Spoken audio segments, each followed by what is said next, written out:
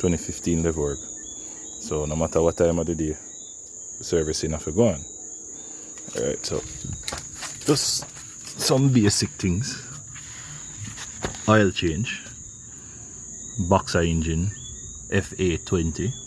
Usually use 5.5 quarts of engine oil. Recommended 5W30. Yeah, 5W30. Best viscosity rating. So I'm just wait until most of the oil drain out.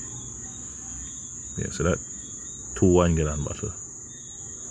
Can't use one. If you ever use one, it'll go overflow. Easy. Alright, so I'm gonna do some inspection. Front end. And all of them look a place there. Linkage solid. Rocking solid. Or tie rod in. Outer.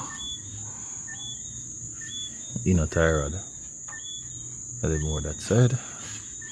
Alright, solid car.